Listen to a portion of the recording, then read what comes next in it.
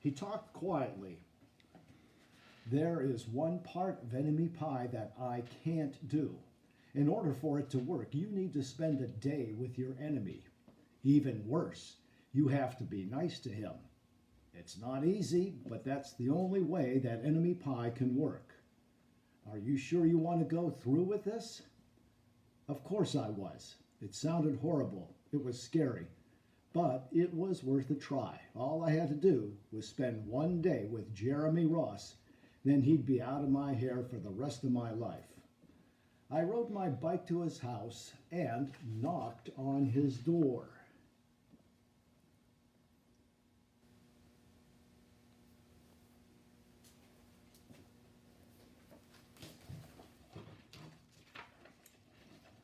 When Jeremy opened the door, he seemed surprised.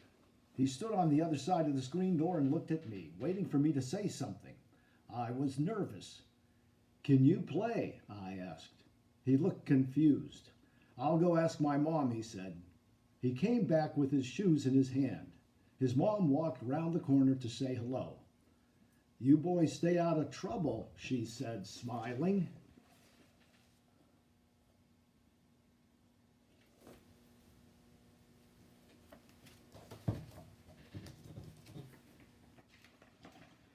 We rode bikes for a while and played on the trampoline. Then we made some water balloons and threw them at the neighbor girls, but we missed. Jeremy's mom made us lunch. After lunch, we went over to my house. It was strange, but I was kind of having fun with my enemy. He almost seemed nice, but of course I couldn't tell Dad that since he had worked so hard to make this enemy pie. Jeremy Ross liked my basketball hoop. He said he wished that he had a basketball hoop, but they didn't have room for one. I let him win a game, just to be nice.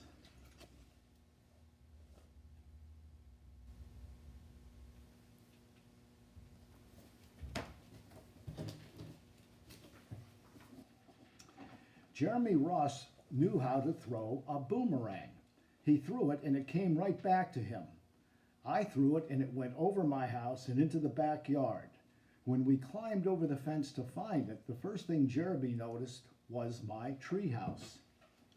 Here you see a picture of a boomerang. I don't know if you've ever seen one before, and I never tried to throw one, but you're supposed to be able to throw it and it comes back to you.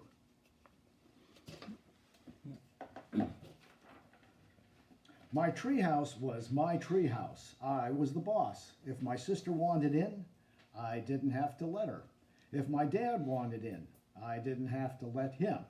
And if Jeremy wanted in, "Can we go in it?" he asked. I knew he was going to ask me that, but he was the top person, the only person on my enemy list. And enemies aren't allowed in my treehouse. But he did teach me to throw a boomerang, and he did have me over for lunch, and he did let me play on his trampoline. He wasn't being a very good enemy. "Okay," I said, "but hold on."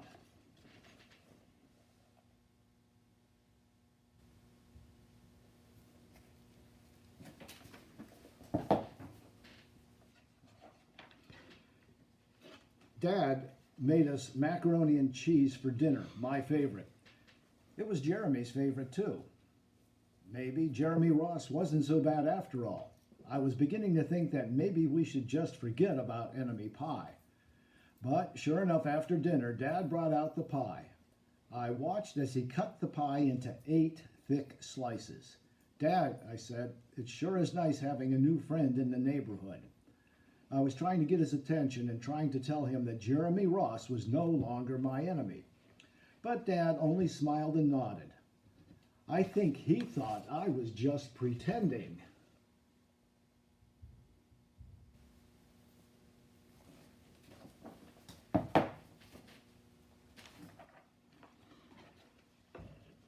Dad dished up 3 plates side by side with big pieces of pie and giant scoops of ice cream.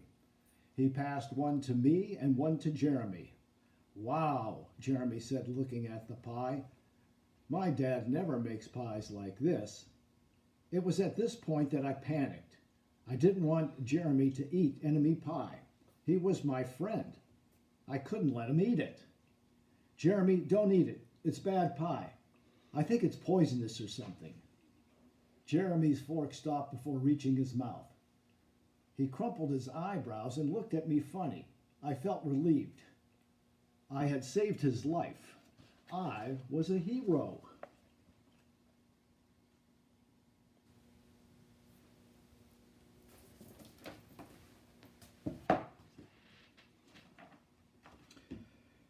If it's so bad, Jeremy asked, then why has your dad already eaten half of it?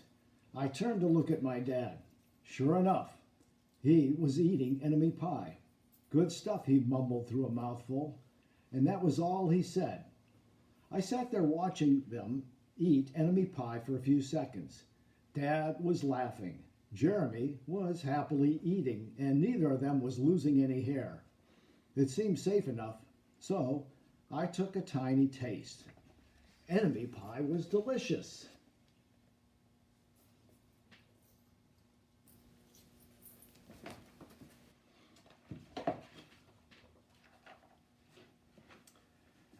After dessert, Jeremy rode his bike home, but not before inviting me over to play on his trampoline in the morning. He said he'd teach me how to flip. As for enemy pie, I still don't know how to make it. I still wonder if enemies really do hate it, or if their hair falls out, or their breath turns bad. But I don't know if I'll ever get an answer, because I just lost my best enemy. And that is the end. An interesting story.